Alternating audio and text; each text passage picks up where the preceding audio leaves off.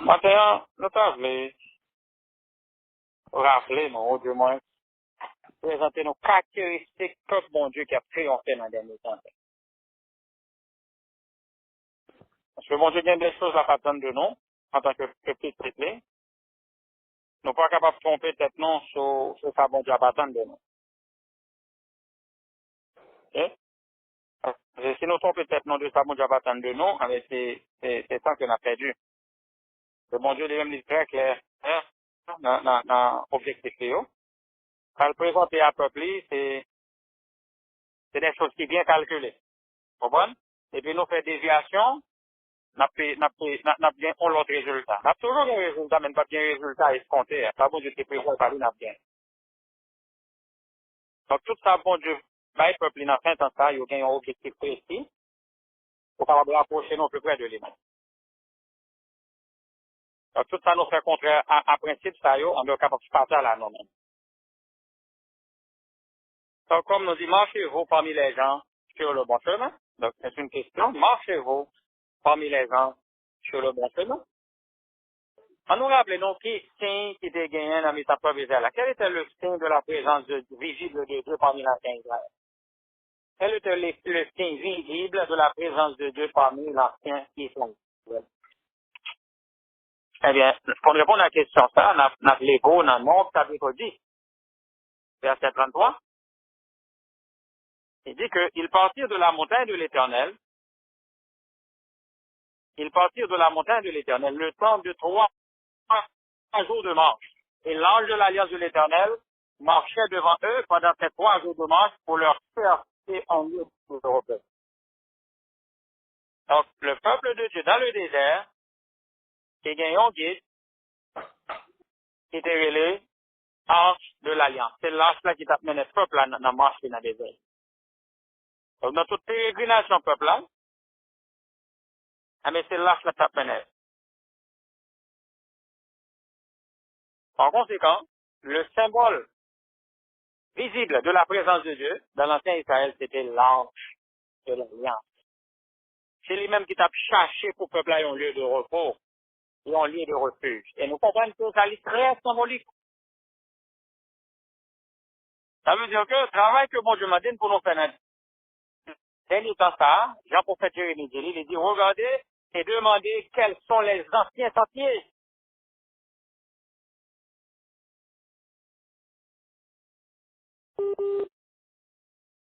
C'est à moi, pour tout ce qui est fatigué et chargé, que je vous donner du repos.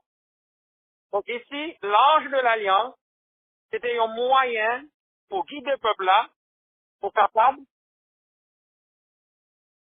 aider lui pour lui trouver le repos.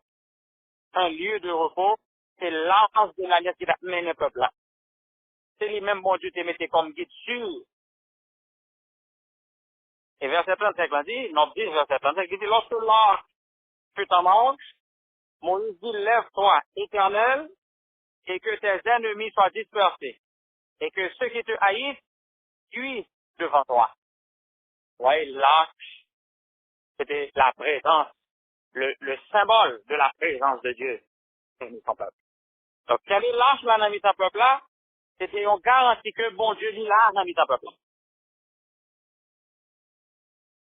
Non. Samuel chapitre 4, verset 3, de cette même peine, nous avons une autre restriction encore qui vient sur ça, une autre référence. Dans Samuel chapitre 4, verset 3 à 6, il dit, lorsque le peuple fut entré dans le camp, les anciens d'Israël dirent, pourquoi l'Éternel nous a-t-il battus aujourd'hui devant les Philistins? Faisons venir de Silo l'ange de l'alliance de l'Éternel, et qu'elle vienne au milieu de nous, et qu'elle nous délivre de la main de nos ennemis. Vous voyez? Le peuple ne dit même pas que Dieu nous délivre, mais il dit que l'ange, parce que c'était le symbole de la présence de Dieu, que l'ange nous délivre. Verset 4. Le peuple envoya des gens à Silo pour en faire venir l'ange de l'alliance de l'Éternel des armées qui siègent entre les chérubins. Les 2 fils d'Élie, Ophni et Phiné, étaient là avec l'ange de l'alliance de Dieu. Verset 5. Lorsque l'ange de l'alliance de l'Éternel entra dans le camp, tout Israël poussa de grands cris, et la terre en repentit Encore. Verset 6. Les Philistins entendirent le bruit du cri et dirent, que signifie ce grand bruit dans le camp des Hébreux? Et ils comprirent que l'ange de l'Éternel était entré dans le camp. Famille, nous comprenons bien, l'ange là te gagne une valeur qui allait au-delà d'un simple instrument, puisque c'était le symbole visible de la présence de Dieu au milieu de ses enfants. L'ange était un signe de la présence visible de Dieu. Les deux fils d'Élie, Hophni et Phiné, acceptèrent avec empressement. Je l'ai pour vous là dans le commentaire biblique, volume 2, page 1011. SDA Bible Commentary, volume 2, page 1011, paragraphe 3. Il dit, l'ange était un signe de la présence visible de Dieu. Les deux fils d'Élie, Hophni et Phiné, acceptèrent avec empressement la proposition de porter l'ange dans le camp. Sans le consentement du grand prêtre, ils s'aventurèrent présomptueusement dans le lieu très saint et en prirent l'âge de Dieu. Vous écoutez ça? Sans le consentement du grand prêtre, ils s'aventurèrent présomptueusement dans le lieu très saint et en prirent l'âge de Dieu. Remplis d'orgueil et enivrés par l'attente d'une victoire rapide, ils la portèrent jusqu'au camp. Et le peuple, voyant comme il pensait le signe de la présence de l'Éternel, poussa un grand cri de joie, de sorte que le peuple fut saisi d'une grande inquiétude. Et il ne put s'empêcher de se réjouir. La terre a résonné en effet. Ça, c'est Signe des temps, 22 décembre 1881, ou encore commentaire biblique, volume 2, page 1011, paragraphe 3. Nous comprenons que parmi les Juifs étaient presque venus tomber dans la présomption. Ils étaient venus très superstitieux avec l'ange à un moment. OK? Ils étaient venus très superstitieux. Même avec les païens qui étaient des symboles importants, mais l'ange était venu une valeur symbolique. Ce n'était pas cette boîte, mais c'était le symbole de la présence de Dieu. Et puis, on connaît bon Dieu. Même l'armée ennemie, le fait qu'ils étaient venus un peu superstitieux, mais ils étaient venus mettre notre tête au début, l'ange là, combat changer phase. On va combat changer phase, depuis que l'ange là venu, mais l'Éternel est là, mais Philistin va venir mettre les garçons sur nous parce qu'on est là, nous allons combattre contre l'Éternel. Et comme dit, jusqu'à présent, je n'étais pas dans le cas. Mais depuis l'ange là venu, selon conception juive, bon Dieu venu. Mais, qui ça qui est dans l'arche là, qui fait l'arche là, personne? Qui avait-il à l'intérieur de l'arche qui en faisait le signe de la présence de Dieu? Qui est un Dieu saint? En tout cas, il ça qui est dans l'arche là, qui fait belle l'arche là, toute valeur. Ouais? D'ailleurs, non l'arche là même, c'est l'arche de l'alliance. Le premier objectif, le premier objet de l'arche, c'était pour capable de recevoir les 10 commandements publiés, écrits du droit de Dieu du Mont Sinaï. C'était le premier objet de l'arche de l'alliance. Recevoir les 10 paroles, les 10 commandements. C'était une œuvre que mon Dieu fait avec même, sans l'intervention humaine. Dans Hébreux chapitre 9, verset 4, il dit, il y avait l'encensoir d'or et l'ange de l'alliance, tout autour recouvert d'or, dans laquelle était le vase d'or contenant la manne, la veine d'Aaron qui avait fleuri, et les tables de l'alliance. Les deux tables de l'alliance, c'est en dedans. Donc, il y a 3 objets qui sont dans l'arche. Le premier objet, c'était les tables de l'alliance, les 10 commandements. C'est lui qui était en premier. Ensuite, il y a le pot de manne qui vient ajouter. Et par la suite, nous allons avoir la verge d'Aaron qui avait fleuri. Donc, voici 3 éléments importants qui se trouvaient là dans l'arche. Les 10 commandements, le pot de manne, la verge d'Aaron. Il y avait présence 3 bagailles ça y est, qui rendent l'arche là une valeur capitale. Parce que ça, c'est des principes cardinaux qui doivent mener le peuple bon Dieu jusqu'à la fin des temps. Ce pas des principes non qu'à jouer avec eux. C'est des principes éternels. Dieu qui s'intéresse à l'homme intégralement. Que ce soit loi physique, que ce soit loi spirituelle, loi organisationnelle, tout pour dans la place. Loi physique, loi spirituelle, et aussi loi concernant l'organisation de l'Église, pour tout trouver en dans la place. Donc, c'est pas pour rien que l'arche là, a toute valeur, ça, toute importance, ça. C'est parce que il y a des éléments là-dedans, c'est des principes qui trouvent eux-mêmes à la base du premier Dieu. Dieu est un Dieu d'ordre. Dieu n'est pas un Dieu de désordre. Donc, l'arche, c'était le symbole de la présence de Dieu qui est un Dieu d'ordre et non un Dieu de désordre. La vie de ceux qui portent l'arche devait être en harmonie avec les principes qui se trouvent à l'intérieur. Voilà. Mon qui a porté l'arche, vit en harmonie avec ça comme mon arche. Sinon, la sans valeur, la pas de n'importe. Ça veut dire que mon qui a porté l'arche, c'est yo, qui est capable de faire qu'on inscrit l'arche là, qui est toute valeur. Et comme dit, mon qui a bon nos produits est important, mais la promouvoir marketing. Est-ce que mon doit l'acheter produit ça? Soit vendre nos produits, on va parler produits à mal. Soit vendre nos produits, on va parler mal. Mon ne va pas acheter parce que on va détruire tout, car il y a une autodestruction. Donc, là, on va porter l'arche là, et que si on pas conforme à ça, là, ça va vendre un bon produit, mais marketing n'est pas bon parce que si on pas en harmonie avec ça, on va dire, donc ça est incohérent. Et incohérence là, la fait mon rejeter le produit. Hein? Donc, faut que nous fassions attention en tant que serviteurs et servants de Dieu pour ne pas tomber dans l'incohérence et nous faire promotion pour les choses de Dieu. Je suis venu superstitieux, je crois dans l'âge la même genre, en plus l'autre nation, c'est des symboles importants dans l'Italie, et qu'avec ce symbole, ça y est, je pense que tu as bravé même les dieux du ciel, en mélanger, et commencer à prendre en piège superstition des nations environnantes. Dans Lévitique, chapitre 10, quelles leçons pouvons-nous tirer des prêtres dont la vie n'était pas conforme aux lois de Dieu? Nous allons prendre un exemple de prêtre qui t'a porté l'arche, mon Dieu, mais qui n'est pas fidèle avec les lois qui pouvaient à l'intérieur de la. C'est ça qui est le prêtre. Encore une fois, dans Lévitique chapitre 10, verset 2, verset 9 et puis verset 10. En fond côté. D'abord, on apprend le cas des deux fils d'Aaron, les deux fils aînés d'Aaron, Nadab et Abihu.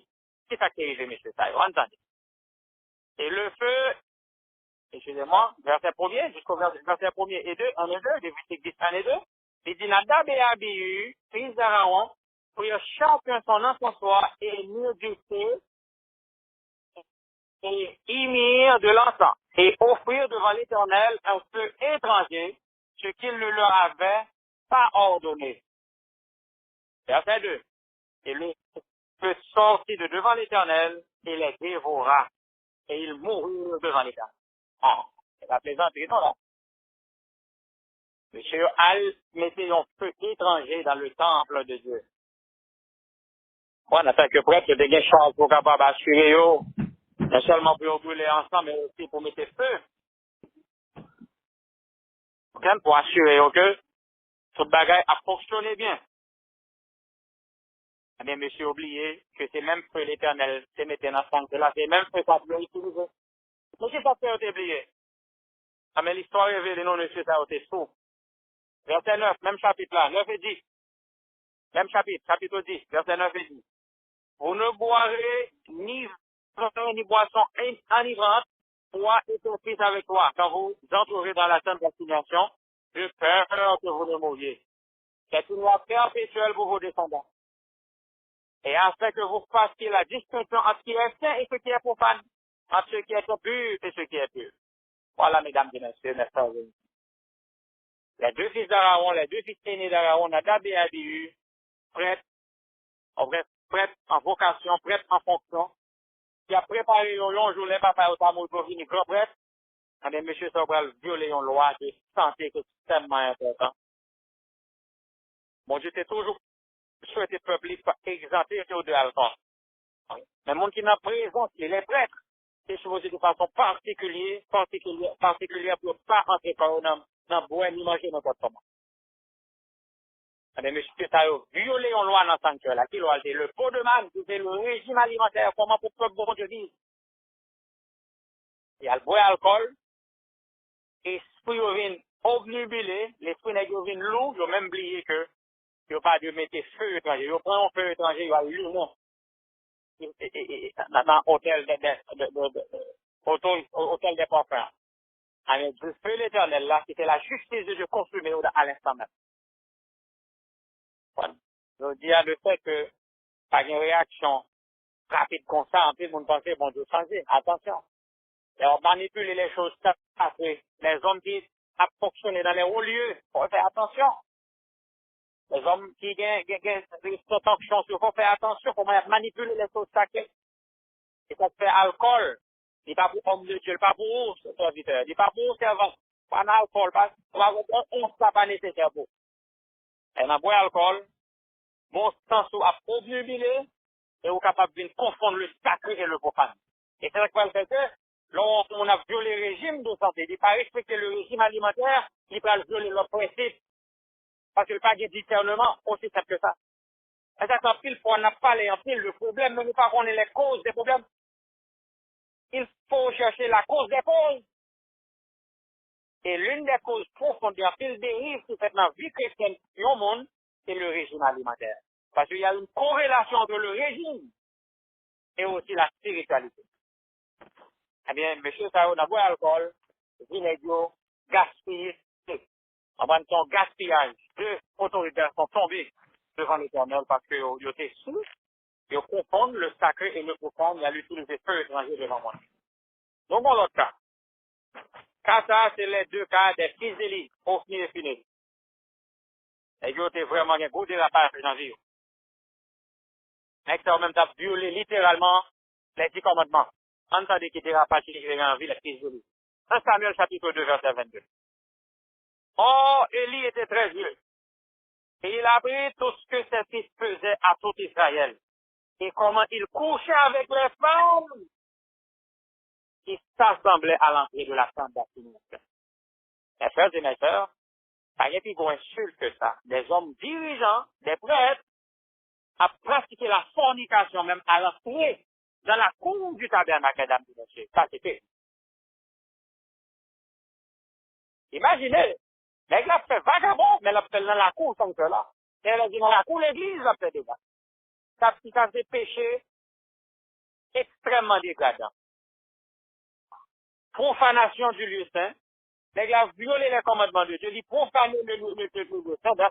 Imaginez-vous, dans la cour du tabernacle, les gens fait vagabond dans son cas. Ils apprennent tout bel ça. Et les nous regardons selon la loi de l'Ancien Testament, la fornication était un péché passible de mort. Élie, en tant que papa, en tant que juge et grand prêtre, c'est de exécuter sa fille. Littéralement, c'est de tuer. Les rebelles doivent mourir. Les gens vagabondés, c'est de les tuer, littéralement. En tant que juge, en tant que grand prêtre, il devait exécuter ses enfants, littéralement. Parce qu'il y a des positions, les bons de Baoul, les pas jouets liés. Maman petite Marie rentre. Même si c'est propre petit tout, exécuté. Et Élie, c'est ton papa, nonchalant. On nonchalant. Mais qui nonchalant, on va payer pour la chair. On comprend son ex. Il est un affaire vos dollars. Il est prouvé que le papa est un bon leader. On décevoir, mon Dieu. L'équipe de la remporte, il a le fait vos dollars. C'est ça. J'avais dit, je te force de le faire. Ou pas qu'un leader, ou un nonchalant plagué quoi. Vous voyez ça, il a fallu Moïse au côté d'Aaron, sinon, cette loi va pas aller nulle part. Ce même tempérament a persisté chez Élie, le sacrificateur, pas Élie, le prophète. Élie sans eux. Ah, mais cet Élie-là, monsieur, il y a deux petits garçons, tout, même quand Aaron tape, on va dormir à monsieur, monsieur, dormir à Ophni et Phinéas, pour exécuter les deux météos de côté, mais l'éternel, pour le visiter parmi nous, on garde des moments. Donc, ça fait deux cas, le flagrant délit, côté que des hommes qui dans le lieu saint, qui travaillent dans le service, on est qu'à faire vagabondage, qu'à boire alcool, qu'à toucher tout devant l'entrée de la tente. Ça, c'est des choses extrêmement graves. En Samuel chapitre 4, verset 10, maintenant nous dit, porter l'ange ne pouvait pas les sauver parce qu'ils violaient, parce qu'ils vivaient dans le péché. C'est ça, oui.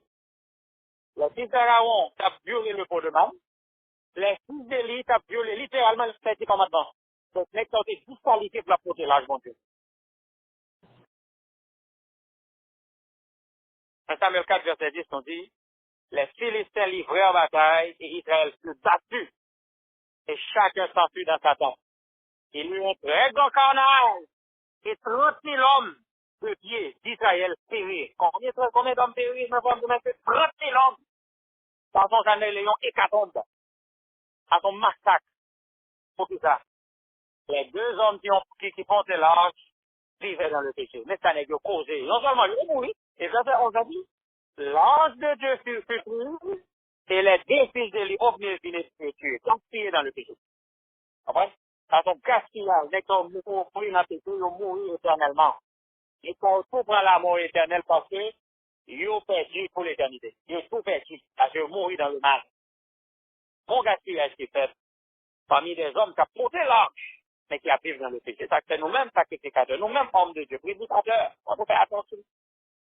Et bon Dieu pas jouer avec nous, frère, mon frère. Bon Dieu pas jouer avec nous. Et pour prédicateurs, mais aussi pour qu'ils soient très vigilants. Pas tolérer mal, ni dans la vie, ni dans le temps, on ne peut pas du bon côté. Petit ou pas à ça. Parce que c'est petit ou pour tolérer après ça qui est mal. Les bons Dieu visitent les familles, la main est très très fort. Parce que nous-mêmes qui dans le saint, dans le saint aussi, nous obligés de faire attention. Parce que le péché par nous, il compte beaucoup plus lourd que le péché du père. Alors, nous voilà, c'est très important pour nous comprendre. Porter l'arche ne veut pas dire avoir la boîte quand même, mais il veut dire aussi pour nous vivre selon tout ça qui est à l'intérieur de l'arche. Apôtre Paul, nous avons une exhortation dans le Nouveau Testament disant qu'une certaine profession de foi ne peut pas nous sauver. Chapitre 1er, verset 16, l'apôtre Paul écrit, ils font profession de connaître Dieu, mais ils le renient par leurs œuvres, étant abominables, rebelles et réprouvés à toute bonne œuvre, incapables de toute bonne œuvre. Ils font profession de servir Dieu, mais ils le renient par leurs œuvres, étant abominables. Imaginez-vous, hein? Ou c'est serviteur, mon Dieu, mais ou abominable. On va pratiquer les abominations des autres nations. Eh bien, le fait que le monde a servi mon Dieu, a pratiqué abomination, en même monde, ça yo incapable de toute bonne œuvre. Comprenez? C'est ça, ils ont cette profession de foi, mais qui est inutile. Là, Jésus-Christ, page 107, 108, version anglaise, là, il dit non. Jésus-Christ 107, 108, version anglaise, il dit, si le fruit est sans valeur, le nom ne peut pas sauver l'arbre de la destruction. Comment?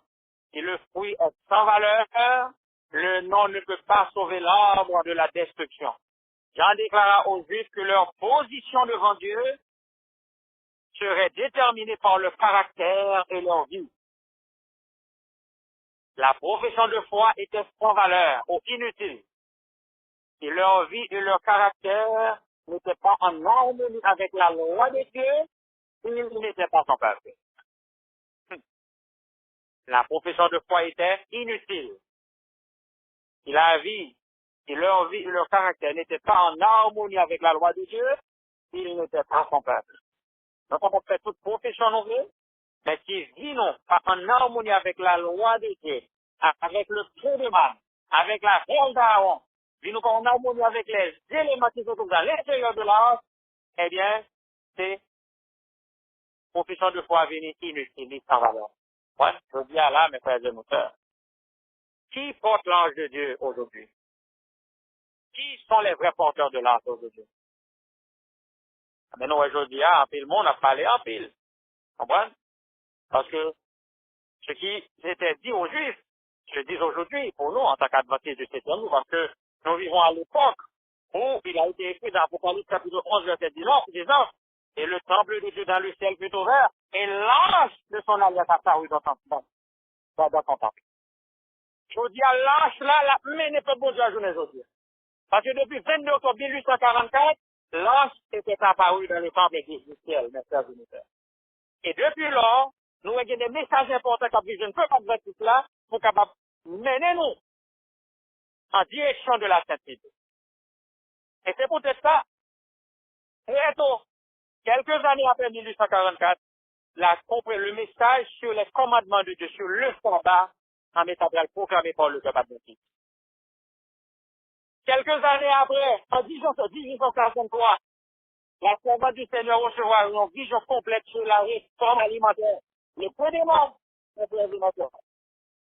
Et à la fin, et quelques mois après, dans l'année 1863, l'Église adventiste fut organisée en conférence générale. La veille d'avant. Voyez? Donc Dieu, progressivement, établit l'Église sur une base qui est solide. Nous avons les commandements de Dieu, nous avons le pot de manne, le régime alimentaire, nous avons l'organisation de l'Église, la conférence générale. Ce qui fait que l'Église, là, ils sont une base qui est solide. Mais le fait que nous ayons une conférence générale, le fait que nous ayons le pot de manne, le régime alimentaire, le fait que nous ayons les 10 commandements, il pas suffit pour faire de nous le peuple de Dieu, si nous ne pratiquons pas.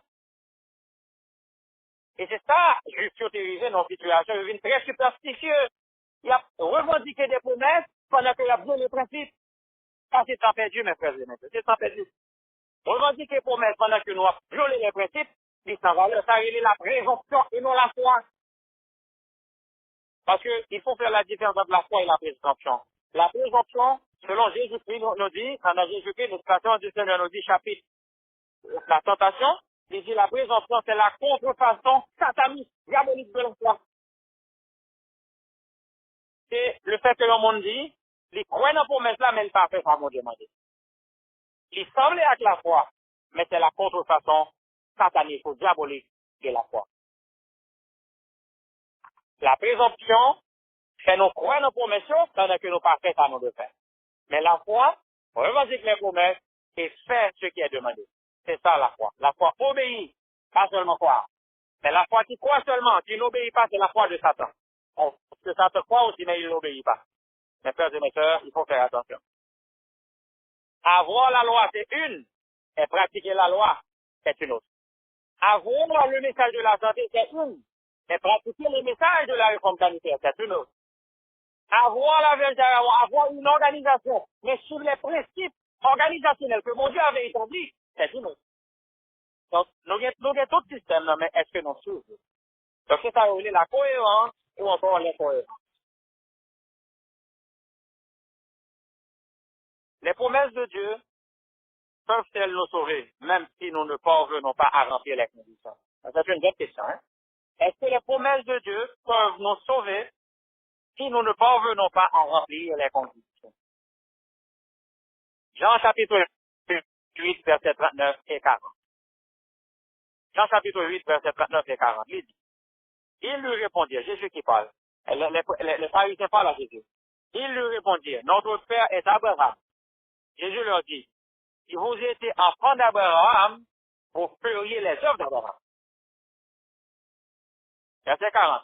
Mais maintenant, vous cherchez à me faire mourir. Moi qui vous ai dit la vérité, que j'ai entendu de Dieu. Abraham n'a pas fait cela. Abraham n'a pas fait cela. Donc Jésus qui montre, non, dit nous c'est petit, pas mais n'a pas contraire à ce qu'Abraham s'est fait. Abraham s'est quoi dans moi, Abraham s'est obéi, mais nous-mêmes n'a pas désobéi, mais nous sommes poussés en faveur. Abraham n'est pas votre père. Vous avez pour père le diable. Vous voyez? Donc c'est incohérent. Dire et faire, c'est pas de jambes marcher ensemble. C'est cette incohérence des juifs qui cause le perdu. Maintenant, regardez pour nous le principe qui s'appelle le principe de la succession apostolique. Comment nous établir aujourd'hui? Les pharisiens s'étaient déclarés enfants d'Abraham. Jésus leur dit que cette prétention ne pouvait être établie qu'en faisant les œuvres d'Abraham. Les vrais enfants d'Abraham vivaient comme lui une vie d'obéissance à Dieu. Ils n'essaieraient pas de tuer celui qui disait la vérité qui lui avait été donnée par Dieu. En complotant contre Christ, les rabbins ne faisaient pas les œuvres d'Abraham. Une simple descendance en ligne directe d'Abraham n'avait aucune valeur. Dans un lien spirituel avec lui, qui se manifesterait par la possession du même esprit et la pratique des mêmes œuvres. Ils n'étaient pas ses enfants. Dans un lien spirituel avec lui, qui se manifesterait par la possession du même esprit et la pratique des mêmes œuvres, ils n'étaient pas des enfants. ce même principe s'applique avec la même importance à une question qui agite depuis longtemps le monde chrétien. La question de la succession apostolique. La descendance d'Abraham n'était pas prouvée par le nom et la lignée, mais par la similitude de caractère. Ainsi, la succession apostolique ne repose pas sur la transmission de l'autorité ecclésiastique, mais sur la parenté spirituelle. Une vie animée par l'esprit des apôtres, la croyance et l'enseignement de la vérité qu'ils ont enseigné, voilà la véritable preuve de la succession apostolique. C'est ce qui fait des hommes les successeurs des premiers docteurs de l'Église. C'est ce qui fait des hommes aujourd'hui les successeurs des premiers docteurs de l'Évangile. Mesdames et messieurs, c'est Jésus-Christ, page 466, 467, version anglaise. Bizarre avec eux. Aujourd'hui, les vrais successeurs des premiers docteurs de l'Évangile, c'est mon cap suivre, même principe que tu as enseigné, ça vise à l'autre église. Alors, si on a extrapolé aujourd'hui là, qui sont les vrais adventistes aujourd'hui? C'est pas mon qui est descendant de l'Illinois, qui est petit de l'Illinois dans l'église. C'est pas ça, nous, c'est vrai adventistes. Les vrais adventistes, c'est le monde qui chita sur les principes de nos pionniers, de ne pas enseigner et vivre selon les principes des premiers adventistes. On parle à dame, même sur les noms, même sur les White, ou de la famille White, ou de la famille Smith, ou c'est descendant de Uriah Smith, ou c'est descendant de Stephen Haskell, ça passe ici pour faire de vrais adventistes aujourd'hui. C'est pas le nom, c'est pas la parenté, mesdames et messieurs. Sinon, je dis pas le monde qui est chrétien, non, je dis là. C'est la parenté qui fait mon enfant de Dieu. Tout juste, qui descendent d'Abraham, c'est eux-mêmes seulement, oui, qui t'a chrétien là, je dis.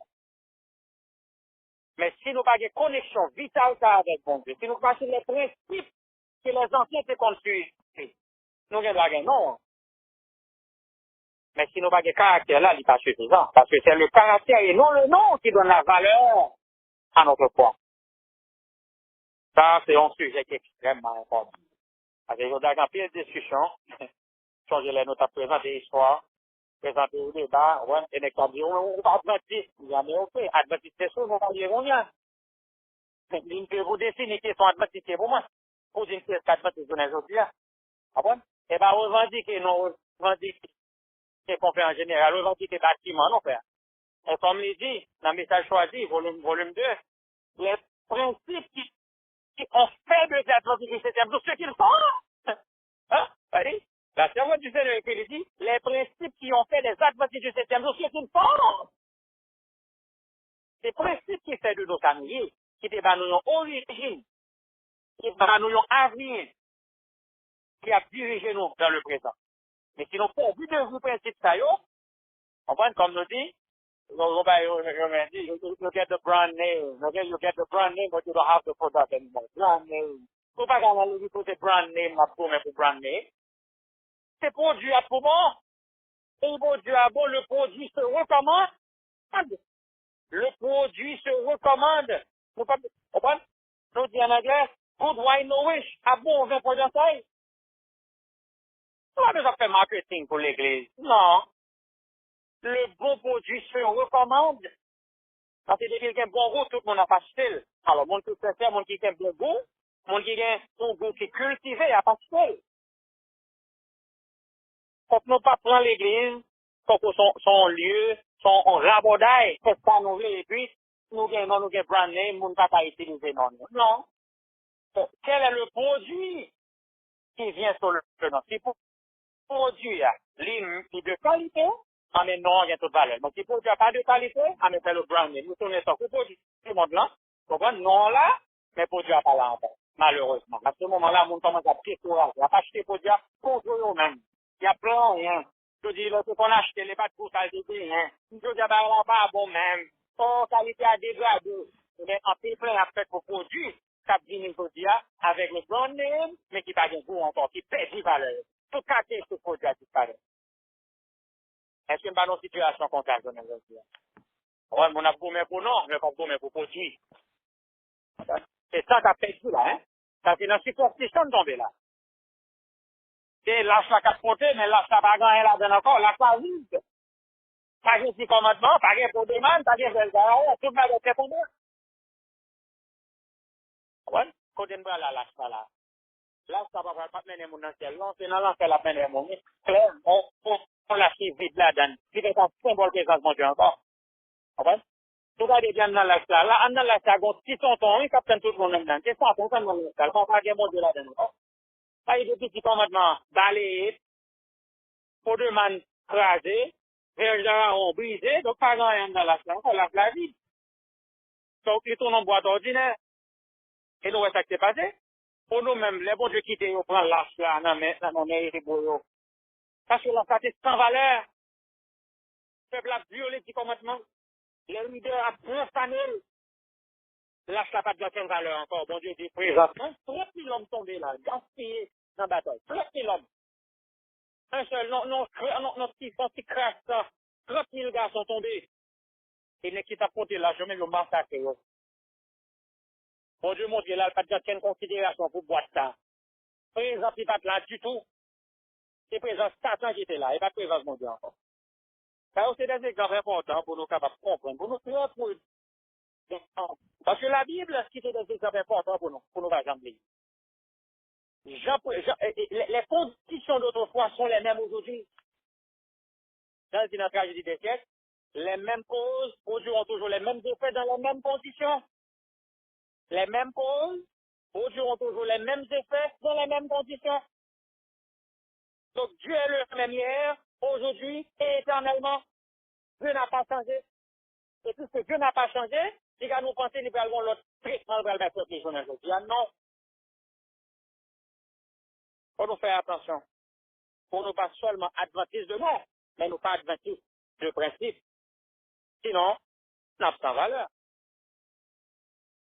À quoi ressemble la vie des fidèles porteurs de l'arche? À quoi ressemble la vie des fidèles porteurs de l'arche? Donc, à imaginer comment vie a semblé. C'est des mondes qui ont observé les 10 commandements par la grâce de Dieu. On prend les 10 commandements sans mentir morceau. On prend? C'est absurde. Et comme il dit dans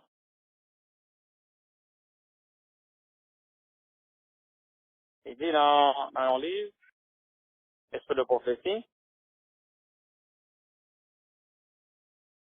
il dit non là, notre devoir d'obéir à cette loi doit être le fardeau de ce dernier message de miséricorde au monde. La loi de Dieu n'est pas une fausse nouvelle. Ce n'est pas la sainteté créée, mais la sainteté révélée. C'est un code de principe exprimant la miséricorde, la bonté et l'amour. Elle présente à l'humanité déchue le caractère de Dieu et énonce clairement tout le devoir de l'homme. Tout le devoir de l'homme est révélé à travers les 10 commandements, mesdames et messieurs. Tout le devoir de l'homme. Concernant le pot de manne, Exode 16, verset 35 nous dit, les enfants d'Israël mangèrent la manne pendant 40 ans, jusqu'à leur arrivée dans un pays habité. Ils mangèrent la manne jusqu'à leur arrivée aux frontières du pays de Canaan. Que représente la manne pour nous aujourd'hui? Écoutez, le Seigneur enseignera à beaucoup de gens dans toutes les parties du monde à combiner les fruits, les céréales et les légumes pour en faire des aliments qui maintiendront la vie et n'apporteront pas de maladies. Ceux qui n'ont jamais vu les recettes pour préparer les aliments sains actuellement sur le marché travailleront intelligemment en expérimentant les productions alimentaires de la terre et recevront la lumière concernant l'utilisation de ces productions. Le Seigneur leur montrera ce qu'il faut faire. Celui qui donne l'habileté et la compréhension à son peuple dans une partie du monde donnera l'habileté et la compréhension à son peuple dans d'autres parties du monde. Il a prévu que les trésors alimentaires de chaque pays soient préparés de telle manière qu'ils puissent être utilisés dans les pays pour lesquels ils sont adaptés. Et même que Dieu a donné la manne du ciel pour nourrir les enfants d'Israël, ainsi va-t-il maintenant donner à son peuple, dans différents endroits, l'habileté et la sagesse pour utiliser les productions de ces pays dans la préparation d'aliments qui remplaceront son viande. La sagesse que Dieu donne à son peuple, l'habileté que Dieu donne à son peuple aujourd'hui. pour préparer des aliments qui remplaceront la viande. C'est le fondement de Dieu pour le peuple de Dieu. La bonne combinaison des fruits, des légumes, des céréales et des oléagineux. Hein? C'est la bonne combinaison des aliments, des produits de la terre, mesdames et messieurs. Manger sans grandir, ou grandir sans manger. Hein? Planter sans manger et manger sans planter. Voici le plan de Dieu pour son peuple aujourd'hui. Alimentation naturelle, c'est le régime de Dieu pour son peuple aujourd'hui. Et ça pour demander représenter pour nous. Là, le régime alimentaire, comment nous devons vivre aujourd'hui? Nous devons peuple agricole, nous devons faire un peu manger, nous devons manger dans la terre. Et pas manger banane seulement, il faut planter banane tout. Et pas manger coco, il faut planter coco et tout. Pour en tant que peuple, pour nous donner valeur des produits naturels de la terre. Parce que manger, c'est toxique de aujourd'hui. Vous comprenez? Je me dis, ma portée là, pendant ma fini là, et puis, hier dans l'après-midi, on servante qui fait un cadeau, on pied banane. Moi, je dis là, premier travail, moi, c'est toujours, mettez pied banane à terre. Parce que c'est important, nous pas qu'à peuple bon Dieu pour nous vivre sans objectif. On va pour nous un plan. Parce que très bientôt, question manger à ballon, question très sérieux. On va pour nous très prudent. On va nous monter dans la province là, c'est mettre pour du lancer. Gardez les plans, on va construire, on va penser. Parce que très bientôt, la question d'achat et de vente sera une question très, très, très sérieuse, mesdames et messieurs. Nous ne pouvons pas vivre sans objectif. Ah, nous ne pouvons pas croire dans la prophétie. On va nous pas vivre sans objectif. Nous ne pouvons pas arriver de nous mener le peuple là. Pour nous, les peuples là, on va pas encourager la vie à la campagne. C'est ça, oui, dirigeants doivent faire aujourd'hui là. Si on ne peut pas faire travail ensemble, on ne peut pas mener le peuple là bien. Quand on quitte mon manger, fabriquer dans le laboratoire, nous ne pouvons pas mener le peuple là. Nous ne sommes pas leaders. On n'a pas encouragé les productions agricoles intensives, nous n'avons pas mis à l'église pour nous faire ça. Pour tout le monde apporter ces programmes comme ça, pour nous manger naturel. Ah, mais c'est ça qu'il faut demander, non? C'est le faux demande, les produits naturels de la terre, et non les produits modifiés. Pas seulement modifiés, nous avons aussi des produits génétiquement modifiés, ce qu'on appelle les OGM. Produits GMO, OGM, produits modifiés que nous avons mangé qui développent des maladies stériles, des maladies, des maladies, qu'on a détruit les auto-immunes. On ne va pas manger des produits génétiquement modifiés. Ah, mais c'est ça. Tout marché après. On nous propose donc le peuple de Dieu, le peuple, qui travaille, qui a développé des projets importants pour question manger et santé. On va manger, boire et santé. Ça, c'est très important. Donc, c'est le pot de man. On va, si on parle pour pratiquer ça, on parle pour de man. Donc, on parle dans l'âge. Troisième, la Vierge d'Aaron. Donc 12, verset 1 et 3. Nous songez ici, histoire qui attache à la Vierge d'Aaron. C'est bien, Marie, Aaron, on va dire qu'il va murmurer contre Moïse. Ah, mais mon Dieu, pas content. Il frappe avec la lèvre. Parce que les serviteurs de Dieu ils sont fidèles à travailler. Eh bien, il faut que le peuple fasse attention pour ne pas critiquer sans nécessité. Il y a bon chef travail avec eux. Mais pas critiquer eux, on a murmurer contre eux parce qu'à ce moment-là, ils sont capables de rebeller contre eux aussi. C'est très important. Donc, nous devons avoir du respect pour les hommes que Dieu a placés dans l'administration de son homme. On nous a un respect pour eux.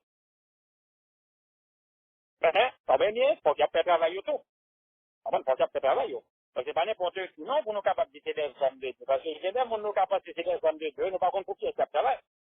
Nous ne pas porter ces bons dieux, nous ne pas travailler pour Dieu faire. Nous faisons tout ça, et on peut ça violer les lois de Dieu, et puis il a porté l'âge là. Il ne pas faire travail pour Dieu. C'est impossible. Les fils d'Aaron ont bu l'alcool et puis ont mis des feux étrangers. Travail bon Dieu, ça pas. C'est à profiter dans l'État. Nous ne pouvons pas faire travail bon Dieu. Donc, lorsque les hommes dirigent à faire travail bon Dieu, nous devons avoir tout respect aux collaborations que nous devons avoir. Mais nous ne pouvons pas faire. De toute façon, le travail, de toute façon, l'autre affaire. Comprenez? Si mon capote là, n'est pas consistant, on ne peut pas gagner valeur encore. C'est ça que des fois, nous pouvons parler, comprenez? Mais pas seulement parler, pour nous prendre des mesures aussi. Parce que parler et agir, c'est deux choses différentes. Comprenez? Pour Élie, sans eux, le sacrificateur, si c'est parlé à tout le monde, il dit, mais pourquoi vous faites ça? Tout le monde n'aime pas ça.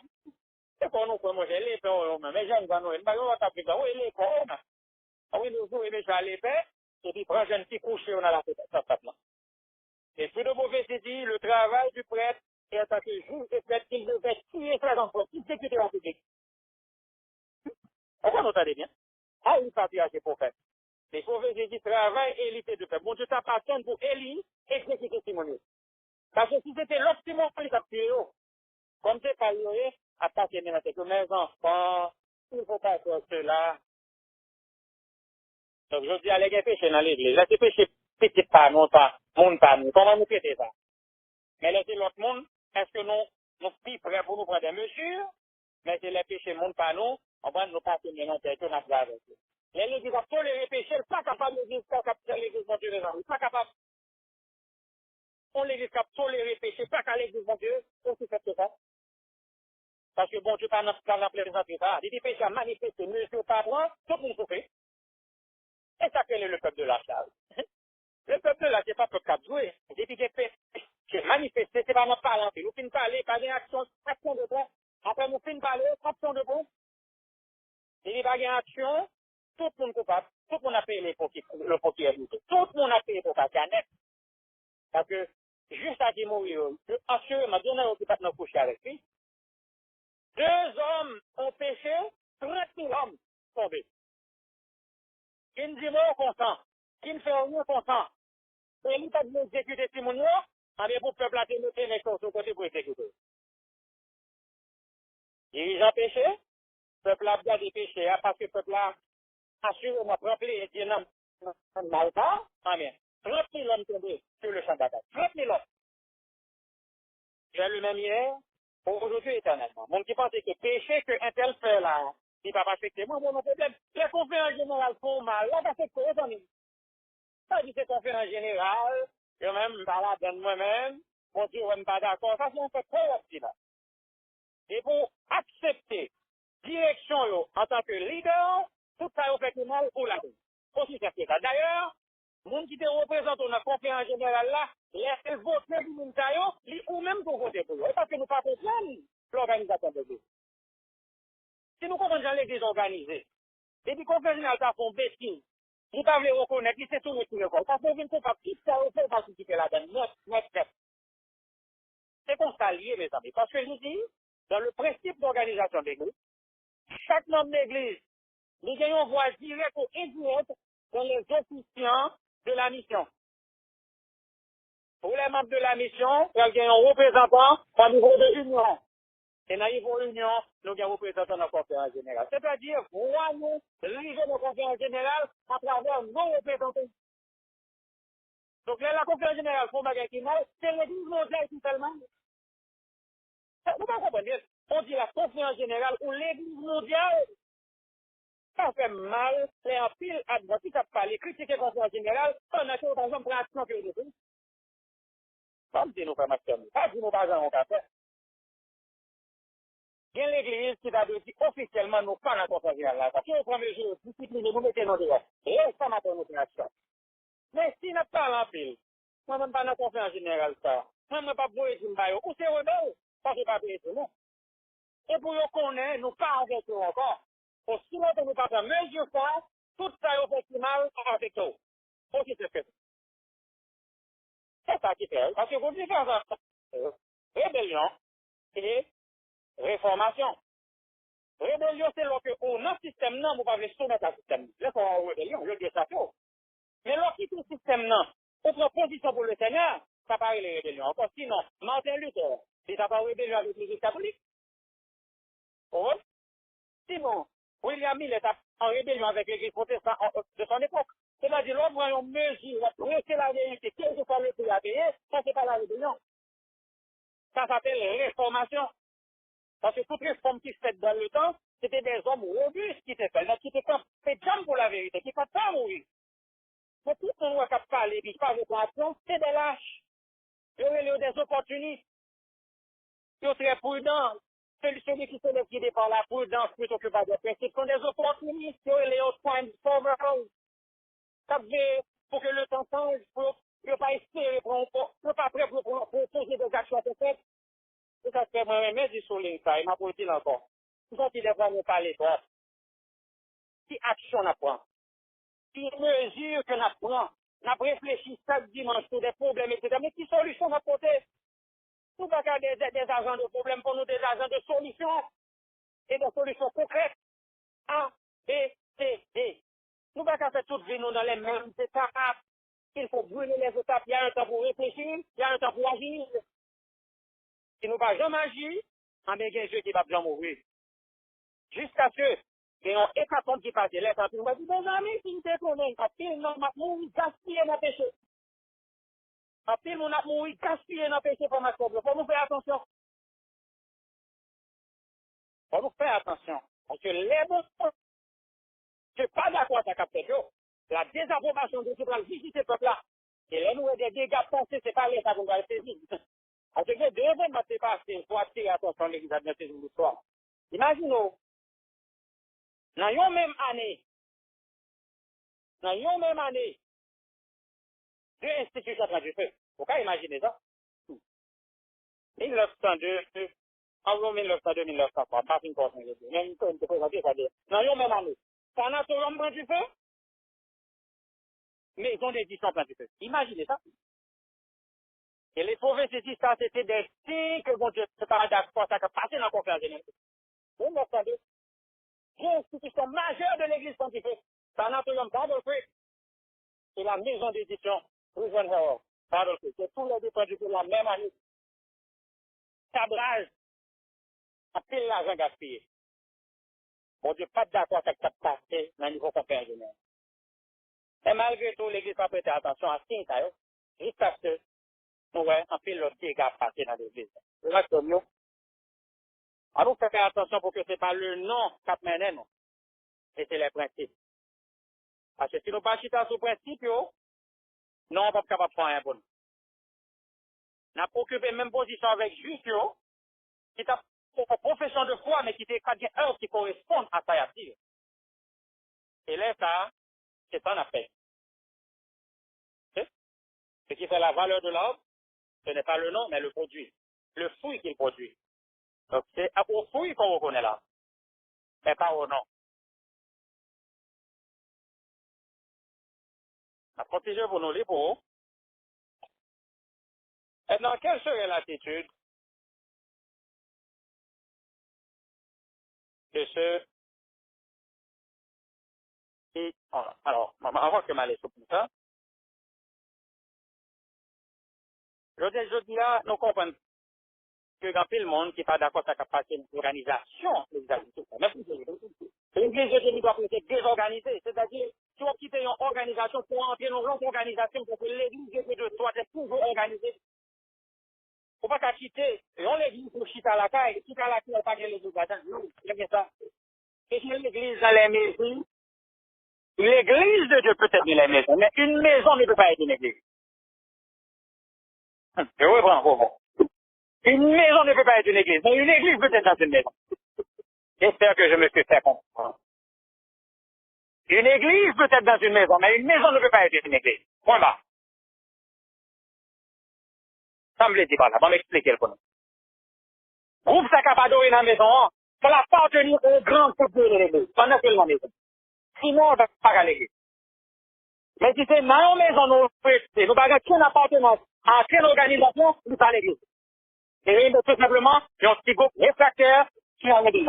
Et c'est ça le vrai. Parce que l'église de Dieu doit être organisée. C'est pas parce que la maison, non, mais c'est qui s'active dans la maison. Hein. Et on ouvre l'église qui est dans la maison, nous nous fait tout ça nous voulons avec lui. Pendant que nous connaissons, nous appartenons au grand temple. Ça, c'est pas l'église de Dieu dans une maison. Faut nous aider ça. Donc, évitez le désordre. Pendant que, parce que nous devons toujours bien la veille dans la ronde. Quel que soit le moment meilleur, comme toujours été dans la veille dans la ronde. C'est-à-dire qu'on était dans une organisation religieuse. Ça est extrêmement important. Et ça fait, au lieu pour nous critiquer des groupes qui sont indépendants, complètement indépendants, et qui ont conférence générale, plutôt on est étudié pour nous connaître ce qui est au Chita. Parce que là où il y a conférence générale, quand ça doit attirer l'attention, donc il faut le conflit dans des autres, qui organisent quand même. Parce que les gens qui étaient dans des autres, même pas temps pour me considérer. C'est ça. Il y a des éléments importants pour m'examiner au groupe. Faut accepter les commandements de Dieu. Faut pratiquer le régime alimentaire, faut l'organiser. Et il faut que tous les trois pas même examiner. Parce que vous pas trois ça, ou pas dans plan bon Dieu, ou dans deux ans.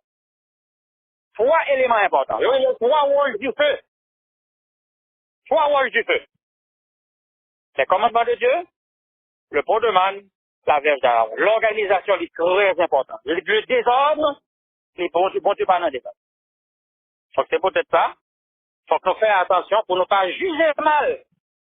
C'est une organisation que nous pas même prendre temps pour nous sonder, pour nous connaître pour tout ça le juste. Parce qu'elle aime bien apprendre que l'autre groupement adventiste, moi, sonder mes étudier, on ça c'est qu'on est. Moi, qui est-ce qui chita sur vérité qui te fait adventiste par depuis le commencement? Aussi ça que ça. Parce que c'est pas le nom qui est important pour moi. Ce n'est pas la descendance, la ligne formelle qui est important pour moi. Ce qui est important pour moi, est-ce que groupement ça, qui est conférence générale là, les citations, les principes qui ont fait de nous des adventistes de cette année. Aussi ça que ça. Groupement qui chita sur principe, c'est l'église. Aussi ça.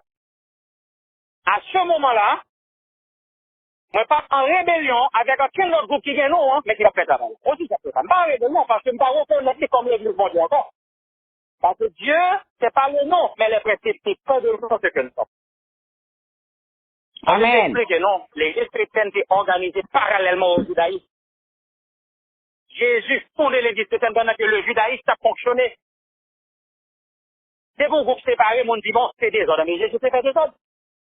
C'est pas cette séparation qui est désordre. Cette séparation, c'est des mondes de courage qui fait. Pour dire trop, vous séparez pas quoi. Pour dire trop, on dit non à mort. Même si on mourir, on va se faire. On dit séparé dans l'histoire de l'église, vous avez courage. Bon, c'est lui qui l'a séparé. C'est courage. Il pas de peur là, on va pas. Il préféré mourir que rester dans le bas de l'autre, aussi ça peut pas.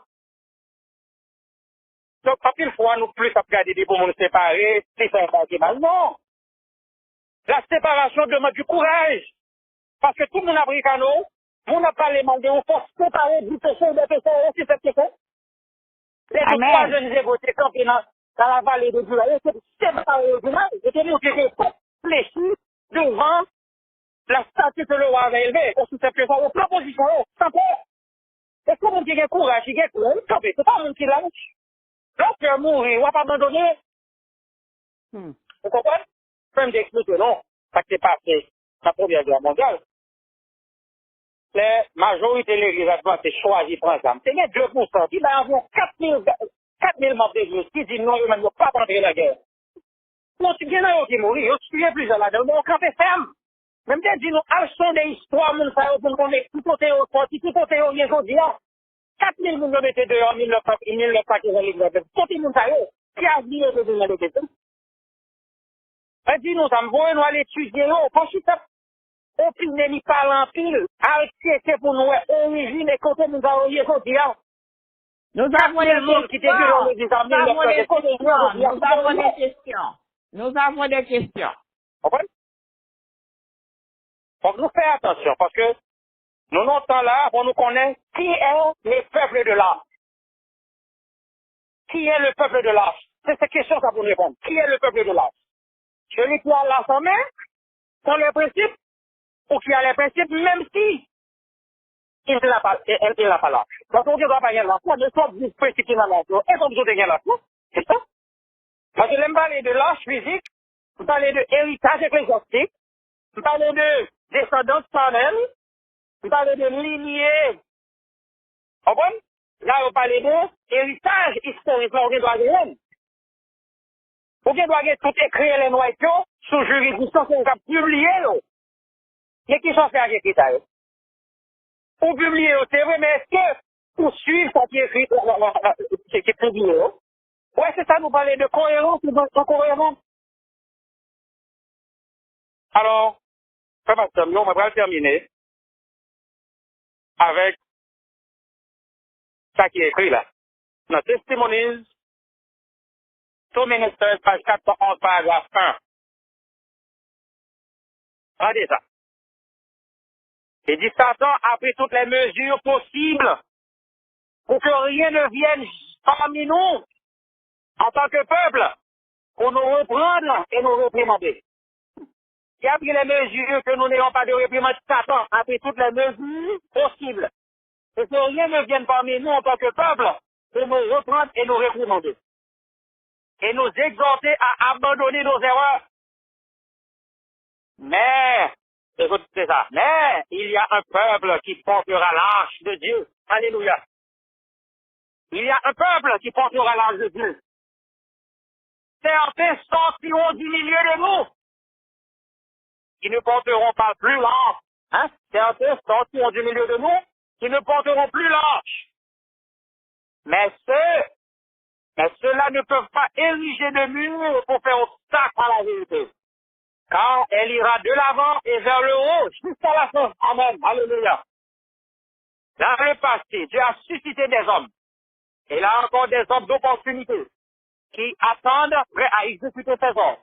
Des hommes qui traverseront des restrictions qui ne sont que des murs enduits de mortier non trempé. Lorsque Dieu placera son esprit sur ces hommes, ils travailleront. Ils proclameront la parole du Seigneur. Ils élèveront leur voix comme une trompette. Alléluia. La vérité ne sera pas diminuée, ni ne perdra sa puissance entre la main. Alléluia. Il y aura un peuple qui portera l'arche, mesdames et messieurs. Mais ce peuple-là, qu'est-ce qu'on sera?